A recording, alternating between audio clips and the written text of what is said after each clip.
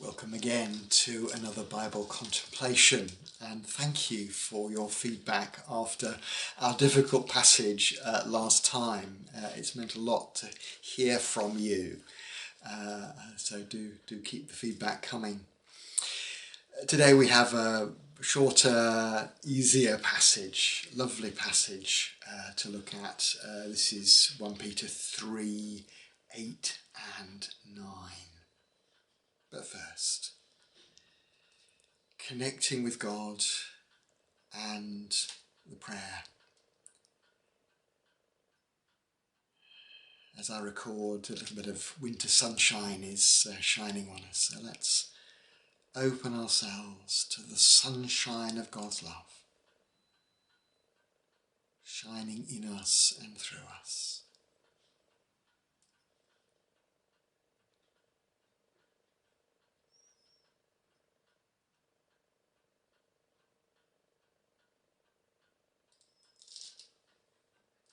Jesus, may all that is in you bubble up inside me. May your body and blood be my food and drink.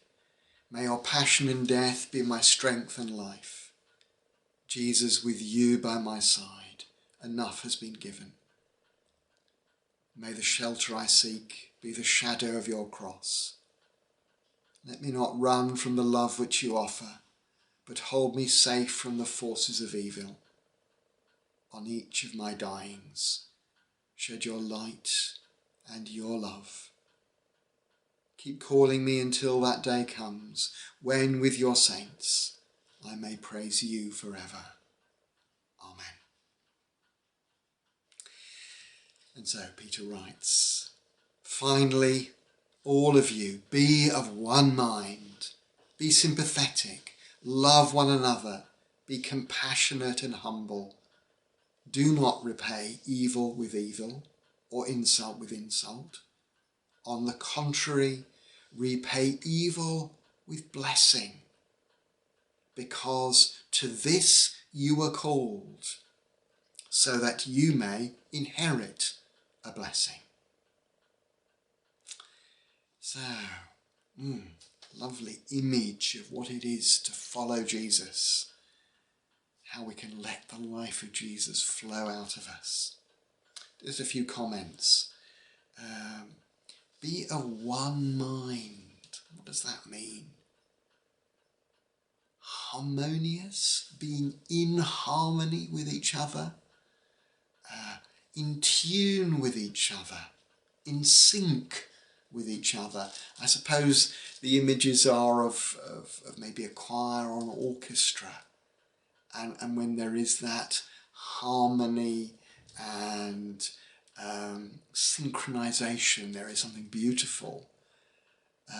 But if things are accidentally, because sometimes they can be deliberately and that can be effective, but accidentally unharmonious, out of tune, out of synchronization, then it's not pleasant to listen to. It's not doing what the composer intended. And then the challenge, I think, for me is this thing about not repaying evil for evil, insult for insult, but repaying evil with blessing, because to this we are called. Repay evil with blessing, because to this you were called. It's about being like Jesus, which is not easy. It's hard, but it is our calling, and because it's our calling, we will be provided with what we need. When we stop trying to do it on our own and rest back into God's presence, he will provide what we need in order to repay evil with blessing. The passage. Finally, all of you, be of one mind, be sympathetic, love one another, be compassionate and humble. Do not repay evil with evil or insult with insult. On the contrary, repay evil with blessing, because to this you are called, so that you may inherit a blessing. What's the focus? Well, for me it is the word love. Love one another, love others. Knowing that that word love encompasses repaying evil with blessing. It's not soft, wishy-washy love. It's really tough, hard to do love, powerful love. So let's take some time with that word love, or if you want two words, your love. Just letting God's love flow into you, flow through you, shine from you.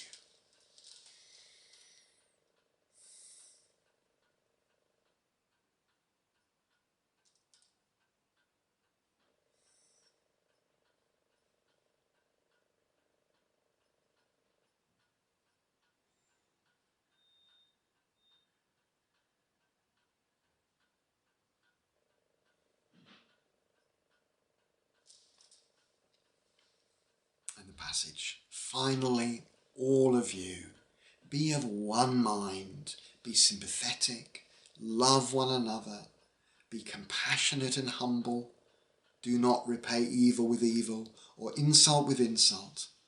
On the contrary, repay evil with blessing, because to this you are called, so that you may inherit a blessing. And so finally, let's reflect on all that may hold us back from being of one mind, sympathetic, loving, compassionate, humble, repaying evil with blessing. And for many of us, that will be years of conditioning that causes us to do the opposite, to retaliate, to fight back, to hurt when we have been hurt. And so we need to allow God's Spirit, the Spirit of Jesus, to be at work in us, to undo those years and to give us a new vision of how we might express this love, God's love in us, in the way that we live and the way that we treat each other. Jesus, your example to us is a deep challenge, yet we sense that this is the way to live life in a greater and fuller way. So give us grace to follow you. Amen. Thanks for joining me.